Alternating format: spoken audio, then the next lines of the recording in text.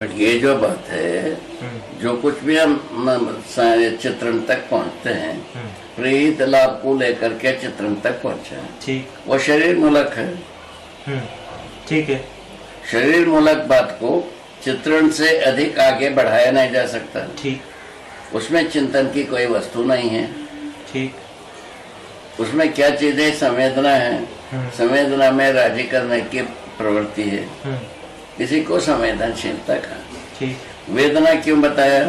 संवेदनाओं में सुख भासती है और निरंतर रहता नहीं है। ये कष्ट बना हुआ है। वेदना इस ढंग से बनी हुई है। ठीक है। ठीक है। इस क्रम में जो बनी हुई है विधि, इसको लेकर के यदि अपन सोचते हैं तो जो ये वेदना है, ये अतृप्ति का कारण। अतृप्ति का रेखा कहाँ बना? चिंतन और बोध के बीच, चिंतन और चित्रण के बीच में बन गए। हाँ, अतृप्ति का रेखा चिंतन और चित्रण के बीच में बन गए। इसीलिए चित्रण में बारंबार दखल करता है दुख। चित्रण में बारंबार दखल करता है बिगाड़ का जो संकेत चित्रण में आता है। ठीक है। बिगाड़ का संकेत चित्रण में आ गया। हाँ, ठीक है। वो मानव के लिए संकट है। वो संकट है। उससे मुक्ति पाना अपना काम है। उसके लिए दायरा ये सब कैसे हुआ? प्रलोभनवश बना। भयवश हम कुछ करते हैं। प्रलोभनवश जो कुछ भी किया उसमें कुछ सही होता है, कुछ गलत हो जाता है। सही गलती को सही वाला भाग है शरीर से संबंधित है, गलती वाला भाग है पूरा चारों अवस्था से संबंधित है। अभी प्रीहित लाभ के आधार पर जो कुछ भी सही वाला भाग है, ठीक है, वो शरीर से संबंधित है, और जो गलती होती है वो चारों अवस्था में, वो चारों अवस्था के साथ। ठीक है, प्रीहित लाभ को हम सही मानते हैं, शरीर से संबंधित है। अच्छा, ठीक है, ठीक है बाबा, ये ठीक होगा। इस ढंग से हम सहीपन के बारे में केवल शरीर तक ही सीमित हो गए। संकीर्ण हुए कि नहीं, मैंने श्रृंख हो गया। हाँ, हमारा सहीपन को पहचानने का क्षेत्र श्रृंख हो गए। हाँ, ठीक है, गलती का क्षेत्र बढ़ गए। हाँ, क्षेत्र बढ़ जाने से वो गलती करने का आदत बढ़ती गई। हाँ, इधर जो है ना कर्म स्वतंत्रता कल्पनाशीलता रहा ही, हाँ, और मनाकार को साकार करने वाली प्रवृत्ति रही। मनाकार को साकार करना के लिए कोई भी अपराध को मैंने वैध मान लिया। तृप्ति के लिए क्या किया जाए पूछा। तुलन में जो आधा भाग को करते हैं प्रेत लाभ, उसमें न्याय धर्म सत्य को प्रधान माना जाए। प्रेमेसी कैसा डेवलप होता है पता। न्याय धर्म के दृष्टि से हम यदि तुलन को शुरू करते हैं, हमारा सारा समय, ठीक है, हाँ, ठीक है, न्याय धर्म को हम चाहते तो हैं ही। हमारे में ऐसा कोई क्षण नहीं है न्याय धर्म सत्य को चाहते नहीं। चाहत के रूप में है ही न्याय धर्म सत्य हर व्यक्ति के मन पटल। मन में भी न्याय धर्म सत्य की स्वीकृति है, ठीक है ना? मन में भी न्याय धर्म सत्य की स्वीकृति, इसका अर्थ है कि मन में भी मूल्यों के आस्वादन की सहमति है ही है, ठीक है। उस आधार पर न्याय धर्म सत्य के बारे में अपन पहले तुलन शुरू करते हैं। हम जितना जानते हैं अपने ज्ञान और विवेक से, कहाँ तक के न्याय है, क्या अन्याय है, कहाँ तक के समाधान है, समस्या है, या सच्चाई जहाँ तक की क्या चीज है, कि कितना तक हम सच्चाई को समझे प्रमाणित कर रहे हैं, ये जिज्ञासा शुरू करने से तो अपन वरीयता को न्याय धर्म सत्य की डिजिट में फिक्स करते। मन की ताकत है कि वो भौतिक रासायनिक वस्तुओं के साथ में तदाकार होता है, इसलिए वो बाहर से मिलने वाली जितनी भी संवेदनाएं हैं उनको पहचानता है। तो जीवन में अभी जो हम प्रक्रिया कर रहे हैं उसमें शब्दों को सुनने का चयन होता है और अर्थ का आस्वादन होता है। सारे शब्द किस अर्थ में हो सकते हैं? जो भी कुछ शब्द हम सुनते हैं या तो वो रुचि मूलक है, खाने पीने की कोई बात कर रहे हैं, या वो संबंध को लेके कोई बात कर रहे हैं, या वो लक्ष्य को लेके कोई बात कर रहे हैं। इसके अलावा कोई बात हम नहीं कर सकते। सार्थक बात तीन ही हो सकते हैं। फिर मानव की हत्या करने की बात भी कर सकते हैं। तो हत्या, चोरी, षड्यंत्र, जो कुछ भी नेगेटिविटी है उसको यहाँ शामिल नहीं कर रहे हैं।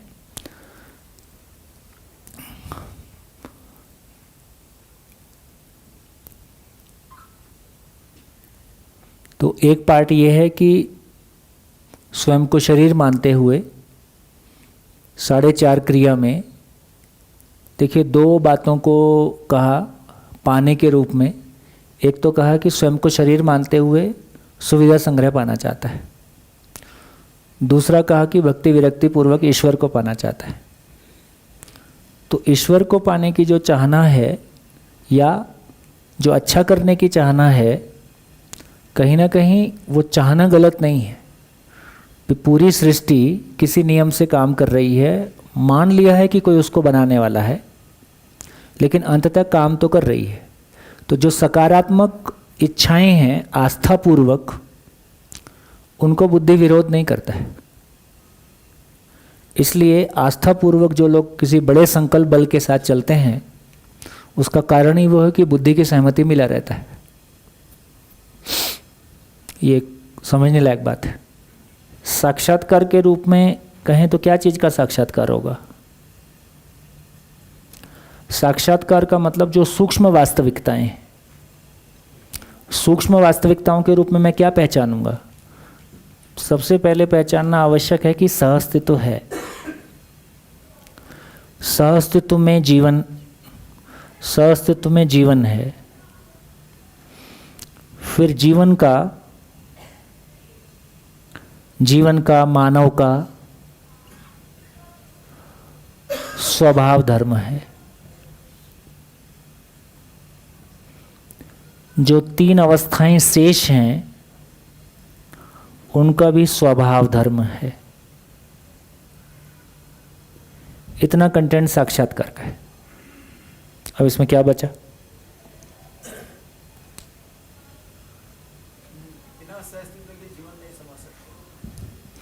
जीवन खुद सहअस्तित्व में है।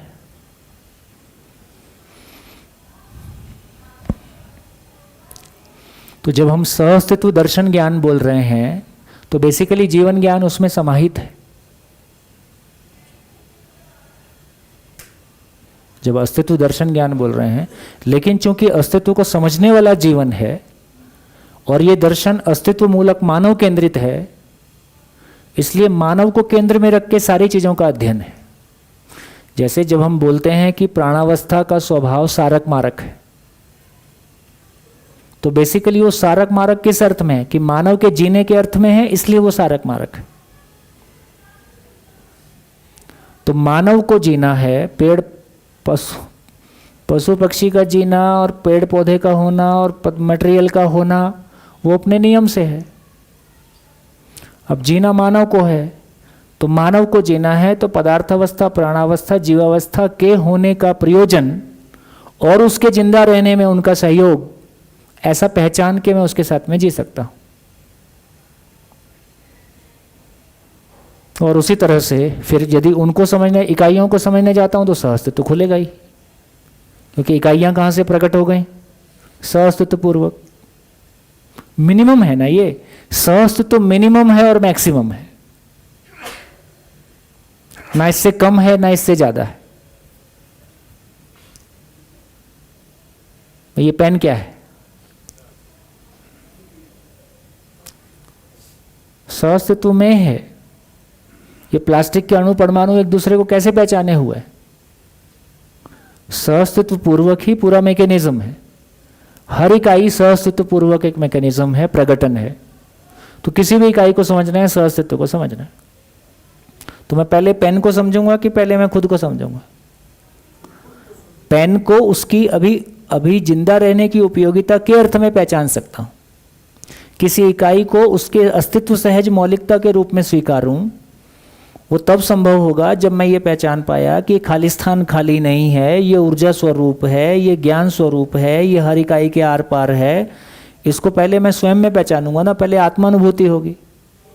दूसरी इकाई में दर्शन हो जाएगा, सहअस्तित्व तो दूसरी इकाई को देख के समझ में आ जाएगा कि ये ऊर्जा है, कि आत्मा में समझ में आएगा। वो तो आत्मा में ही पकड़, आत्मा की वो ताकत है ना। तो आत्मा की एकमात्र, आत्मा वो फैकल्टी है जिसकी ये ताकत है जो ये पहचान सके कि खालिस्तान खाली नहीं है, ऊर्जा स्वरूप है, ज्ञान स्वरूप। ऊर्जा स्वरूप पहचानने के बाद समझ में आया कि अच्छा, ये पूरी सृष्टि का गठन और पूरी सृष्टि का प्रगटन इकाई के स्वरूप में और व्यवस्था के स्वरूप में इसलिए है क्योंकि ये ऊर्जा है और पूर्ण है, और हर सृष्टि की कण कण पूर्णता के अर्थ में ऊर्जित है, इसलिए व्यवस्था के अर्थ में व्यक्त होता है। इसलिए पदार्थ का धर्म अस्तित्व है। जीवन को भी क्या बोलेंगे? जीवन का होना अपने आप में अस्तित्व है। जीवन का मूल रूप में जब धर्म की बात करेंगे तो उसमें अस्तित्व भी शामिल है। हाँ, उसमें पुष्टि प्राणावस्था के रूप में नहीं है, ज्ञान के रूप में तो पुष्टि वैसे ऐसा बोलोगे तो हो ही रहा है ना। जीने की आशा है ही है और सुखपूर्वक जीने की आशा फाइनली है ही है। लेकिन प्रधान रूप में हम किसको ला रहे हैं? प्रधान रूप में जो उसका फाइनल एक्सप्रेशन है उसको ला रहे हैं। तो जब मानव में कह रहे हैं कि मानव सुख धर्मी है, तो उसके मूल में जीवन अमृतत्व को प्राप्त है ही है, और जीवन का अमृतत्व में प्राप्त का मतलब है कि मूल में गठनशील परमाणु विकास पूर्वक गठन पूर्ण हुआ है, इसलिए पूरा सृष्टि दर्शन उसी में है। इसलिए एक मानव को समझने जाते हैं तो पूरा सृष्टि एक मानव मात्र में खुल जाता है। पूरी सृष्टि को समझने जाते हैं तो अकेले एक मानव में पूरा सृष्टि खुल जाता है। किसी भी विचार का क्रियान्वयन मन के लेवल पे होता है। विचार की जगह में है निर्णय स्थली।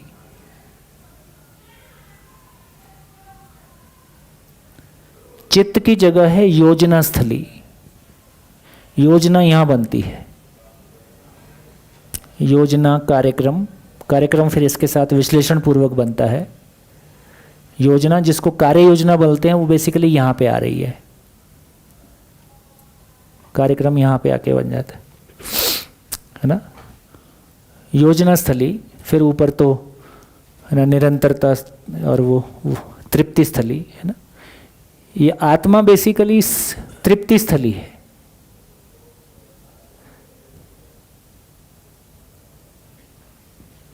ना। ये निश्चयन स्थली, निरंतरता स्थली, ऐसा। तो क्या हुआ? जो आत्मा की जगह पे तृप्ति स्थली को नियम स्थली भी कह सकते हैं? नहीं, देखो नियम तो बहुत नीचे आ गया। कहने का आशय ये है कि सहस्त्रत्व के नियम को आत्मा समझ के उसके आधार पर योजना, उसके आधार पर निर्णय, उसके आधार पर क्रिया। वो सब बोध के लेवल पे है। नियम, नियंत्रण, संतुलन, न्याय, धर्म, सत्य, इस सब का बोध होता है। नियम बेसिकली सहअस्तित्व है। आत्मा के लेवल पे मूल जो घटना है वो इतनी है कि आत्मा ये पहचानती है कि ये खाली स्थान खाली नहीं है, ऊर्जा स्वरूप है, और ऊर्जा स्वरूप होने मात्र से इकाई का गठन है और इकाई की अविनाशिता है। ये जो पहचानने की जगह है ये वो है। अब आप जब नियम की बात कर रहे हो तो उस इकाई का आचरण, उसकी इकाई की व्यवस्था में भागीदारी के स्वरूप को देख रहे हो, तो वो सारा बोध की जगह है। अनुभव प्रमाण जब बोध में आएगा वो अनुभव बोध की जगह है, ऐसा बोल सकते। वहाँ ज्ञान, व्यापक वस्तु ज्ञान है, आत्मा वो जगह है, और ज्ञान मतलब वो तृप्ति है, वो जगह है। इसलिए कहा जानना मानना का संतुलन बिंदु है ना। जानने मानने का, बोध को बोला जानने मानने का संतुलन बिंदु। बोध होने तक, बोध होते समय आदमी का जानना मानना का संतुलन आ जाता है। अब उसके जानना मानना में अधिमूल्यन, अवमूल्यन, निर्मूल्यन नहीं कम होते जाता है और नहीं के समान होते जाता है। लेकिन जो तृप्ति है वो अभी शेष है। वो जो तृप्ति है अनुभव काल में आनंद के रूप में, विचार काल में समाधान के रूप में, ये तृप्ति अभी शेष है। वो अनुभव मूलक विधि से ही आता है। इसलिए जब आप बुद्धि की 4 क्रियाएं पढ़ोगे तो अनुभव गामी विधि में बुद्धि का 2 क्रिया ही काम करता है। अनुभव मूलक विधि से 2 क्रिया और काम करता है जिसका नाम तृप्ति है। तो आत्मा में अनुभव होने के बाद अनुभव, आत्मा संपन्न अनुभव, तृप्ति संपन्न अनुभव का प्रभाव बुद्धि पे, का प्रभाव चित्त पे, का प्रभाव वृत्ति और मन पे, ये पूरा आनंद से नहा जाता है और पूरा आत्मानुगामी जीवन हो जाता है। उसी को मध्यस्थ जीवन कहा है। फिर किसी की नहीं चलती, फिर केवल आत्मा की चलती है। जितना भी लटका झटका था नीचे का, फिर सब बंद हो गया, क्योंकि जिस तृप्ति की तलाश थी वो तृप्ति मिल गई। सहज ही है, सारा लटका झटका उस तृप्ति के लिए था और तृप्ति का सागर खुल गया, तो लटके झटके की आवश्यकता नहीं है। हाँ जी, हम बात कर रहे थे तुलन पे। तो तुलन की जो खूबसूरती है या तुलन का जो काम है वो क्या है? विवेक और विज्ञान की जब हम बात करते हैं कि ज्ञान विवेक और विज्ञान के रूप में व्यक्त होता है, आत्मा में ज्ञान होता है। ये व्यापक वस्तु ज्ञान है, ये पता चला, तो ज्ञान की जगह आत्मा हो गया। ज्ञान विवेक और विज्ञान के रूप में प्रस्तुत होता है। तो विवेक कहाँ है? विवेक का परिभाषा क्या है? जीवन का अमृतत्व, शरीर का नश्वरत्व और व्यवहार का नियम का बोध होना, ये बोध की जगह है। अब ऐसा जीने के लिए, उस लक्ष्य को पाने के लिए कैसे पाऊंगा, उसके लिए नीचे उसके आधार पे जब विचार दौड़ेगा तो विचार में क्या दौड़ेगा? विचार में क्रियावादी, कालवादी, निर्णयवादी ज्ञान, ऐसा अपन पढ़े होंगे। हम निर्णय क्यों नहीं ले पाते हैं? चित्रण क्या क्या चीज का होता है?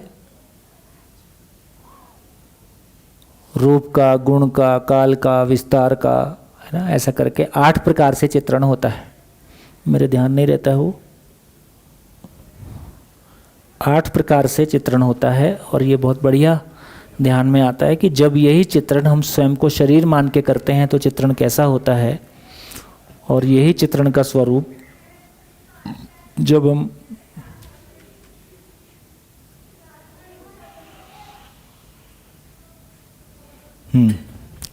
चित्रण होता है रूप का, गुण का, गणना का, काल का, विस्तार का, श्रम का, गति का, परिणाम का। 8 प्रकार से चित्रण होता है। लिखोगे कि मैं लिखूं?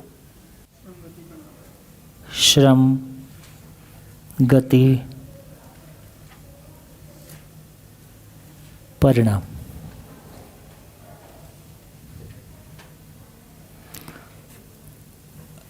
अभी जब ब्रह्म जिंदा रहने के धरातल की बात करेंगे और जीने के स्वरूप में बात करेंगे, जब जीने का स्वरूप बोल रहे हैं तो ये अनुभव संपन्नता ही है। तो रूप क्या होगा? किसी चीज का आकार, आयतन और घन। घन मतलब है, ठीक। और जब जीने के स्वरूप में पहचानेंगे तो क्या निकलेगा? तो रूप जो है यहां रूपात्मक है, यहां अरूपात्मक हो गया, जिसको व्यापक वस्तु बोल रहे हैं। तो रूप अरूपात्मक में चला गया, तो अरूपात्मक में रूपात्मक इकाइयां। अब ये संपूर्ण रूप आ गया। जब मैं रूप को केवल, जब मैं पेन को केवल पेन देख रहा हूं तो ये आकार आयतन घन है। जब मैं पेन को इसकी संपूर्णता में देख रहा हूं तो तब ये व्यापक में, मूल ऊर्जा में, ऊर्जित इकाइयों के स्वरूप में आकार आयतन घन है। तो अभी हम कंप्लीट देख रहे हैं कि अधूरा देख रहे हैं? अभी हम हर चीज को केवल उसकी इकाई के आधार पे देख रहे हैं, उसका संरचना के आधार पे देख रहे हैं, उसके होने के स्वरूप में नहीं देख रहे हैं। जिंदा रहने के अर्थ में देख रहे हैं, है ना? उसकी इकाई अस्तित्व में जैसी है तो अस्तित्व में तो सभी इकाइयां मूल ऊर्जा में ऊर्जित हैं, और उस तरह से अरूपात्मक में रूपात्मक इकाइयां। गुण को कैसे देखेंगे? यहां पे हम सम और विषम गुण को देख रहे हैं। सम और विषम गुण मतलब किसी चीज का प्रभाव ऐसा होता है कि उसका फल में सृजन होता है। जैसे हमने अच्छा भोजन खाया तो शरीर में सृजन हो गया, और हमने गलत चीज खा ली तो शरीर में विसर्जन हो गया। तो या तो घटता है या बढ़ता है। अभी हम घटने और बढ़ने वाले चीजों को देखते हैं, लेकिन गुण के रूप में एक तीसरा गुण भी होता है जिसको मध्यस्थ कहते हैं।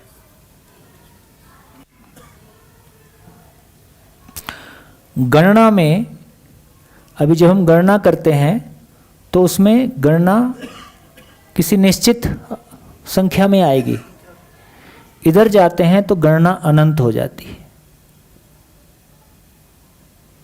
है ना? निश्चित संख्या है।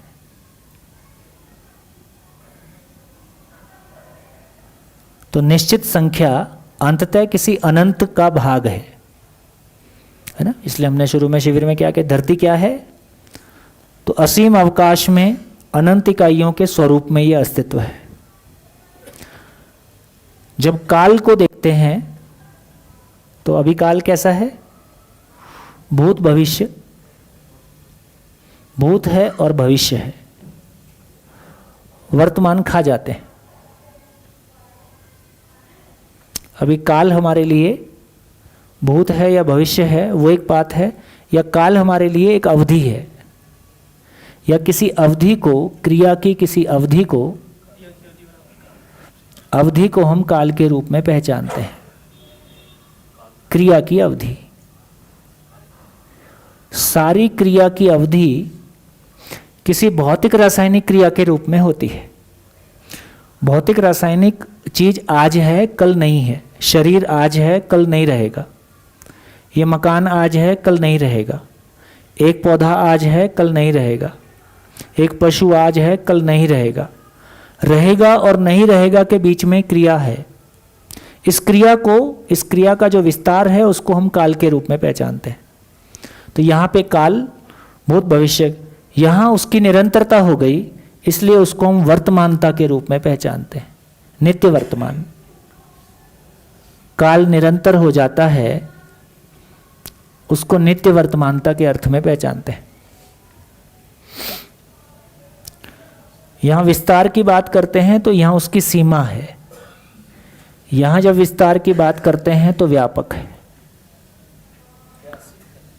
भैया? हाँ, असीम है, असीम है। यहां श्रम की बात करेंगे तो, यहां श्रम की बात करें तो कहीं ना कहीं श्रम का क्षोभ है, क्योंकि जो हम पाना चाह रहे हैं वो उपलब्ध नहीं हो रहा है। यहां श्रम का विश्राम है, यहां थकान है, यहां विश्राम है। गति की बात कहेंगे तो यहां दुर्गति है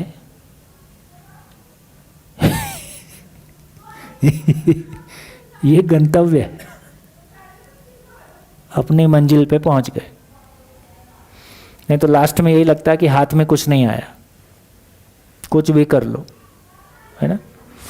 फाइनली परिणाम के रूप में यहां परिणाम परिवर्तनशील है। यहां परिणाम का अमरत्व है, जीवन अमर है।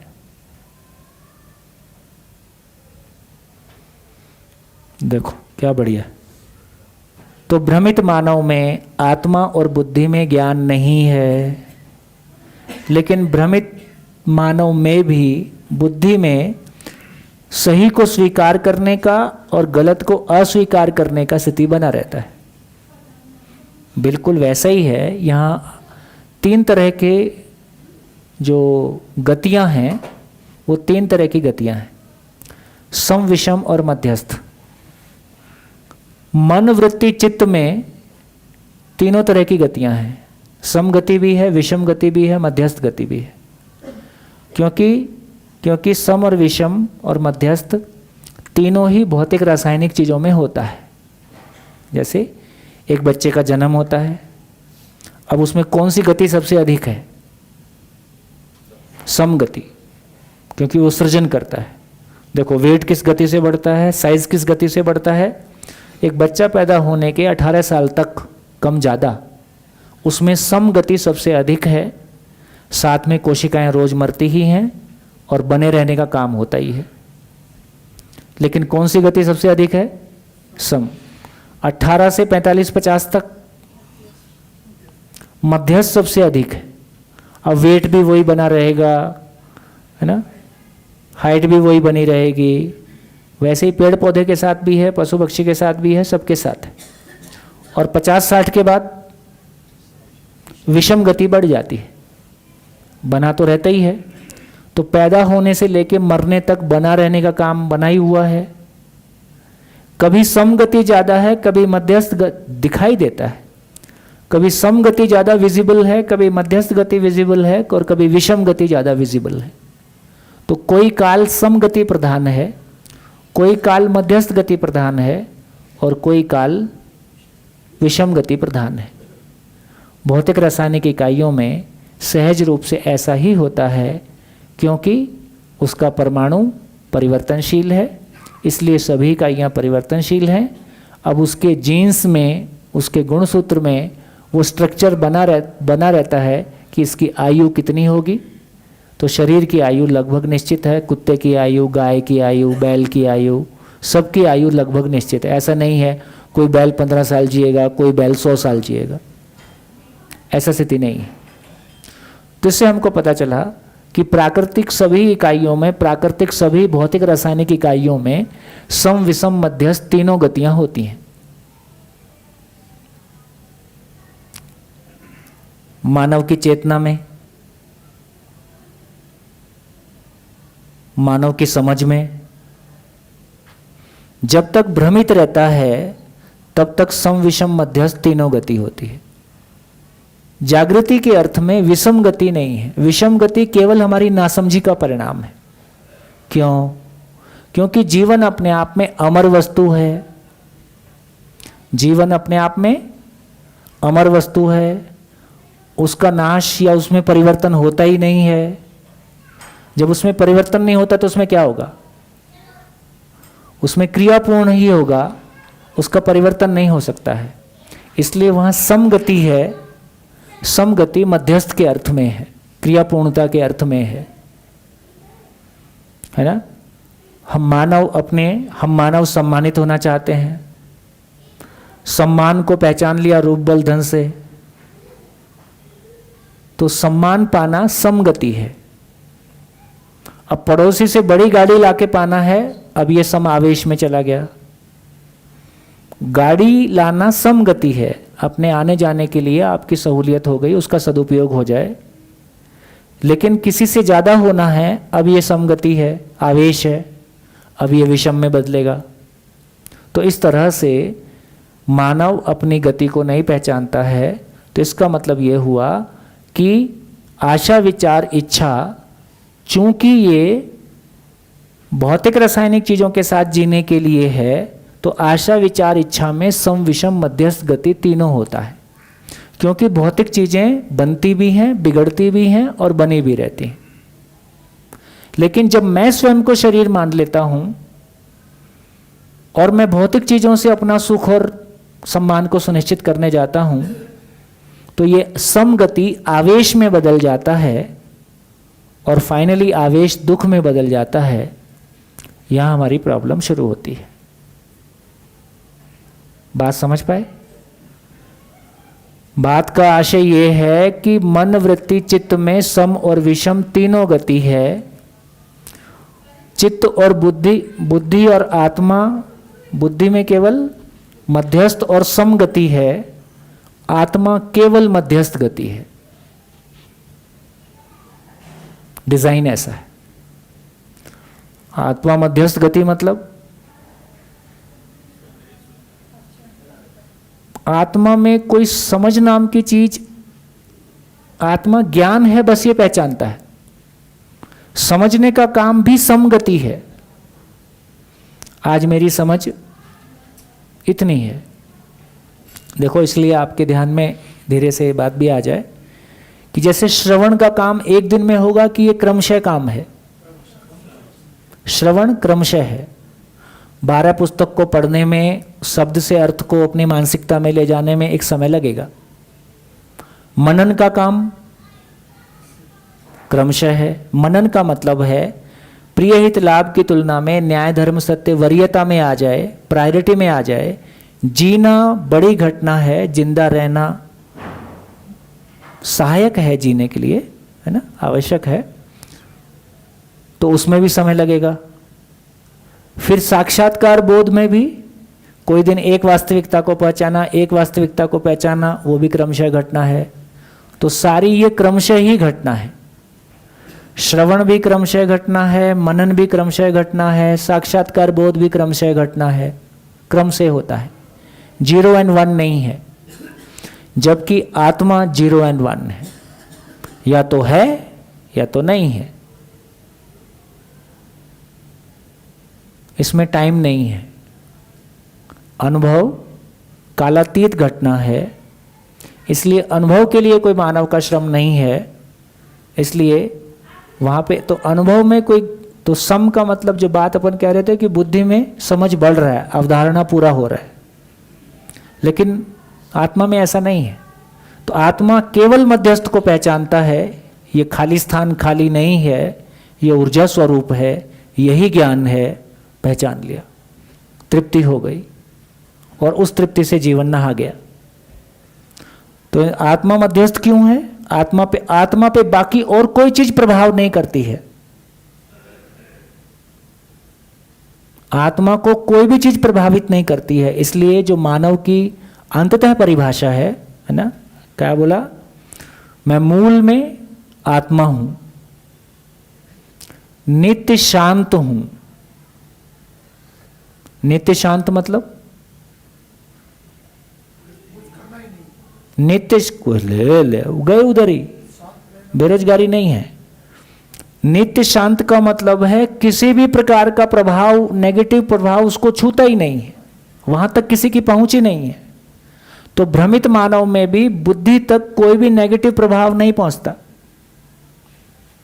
कोई भी नेगेटिव मान्यता चित्रण के आगे नहीं जाता, साक्षात्कार में भी नहीं जाता, बोध में भी नहीं जाता। आत्मा तो और बहुत आगे की बात। तो इसका मतलब हो गया कि मैं नित्य शांत हूं का मतलब है अशांत करने वाली कोई चीज की वहां पहुंच ही नहीं है। आत्मा मध्यस्थ है, वहां केवल एक ही गति है। क्यों? क्योंकि आत्मा जीवन परमाणु का मध्यांश है। आत्मा के चारों ओर क्या चीज है? आत्मा के चारों तरफ केवल व्यापक वस्तु है। देखो, यदि मन की बात करेंगे, एक तरफ शरीर है, एक तरफ वृत्ति है। मन की बात करेंगे तो या तो वो शरीर से प्रभावित हो जाएगा या वो वृत्ति से प्रभावित होगा। वृत्ति की बात करेंगे तो या तो वो मन से प्रभावित होगा या वो चित्त से प्रभावित होगा। चित्त की बात करेंगे तो या तो वृत्ति से प्रभावित होगा कि बुद्धि से प्रभावित होगा। बुद्धि की बात करेंगे तो या तो वो चित्त से प्रभावित होगा या वो आत्मा से प्रभावित होगा। आत्मा की बात करेंगे तो या तो व्यापक में अनुभूत होगा या वो बुद्धि से करेगा। होगा तो है नहीं, क्योंकि नीचे वाले से ऊपर वाला नहीं होगा। इसलिए आत्मा पे प्रभाव जाएगा तो किसका जाएगा? केवल व्यापक वस्तु का। तो आत्मा मात्र व्यापक वस्तु में है, व्यापक वस्तु में ऊर्जित है, व्यापक वस्तु में अनुभूत है। इसलिए आत्मा पे केवल मध्यस्थ का प्रभाव है।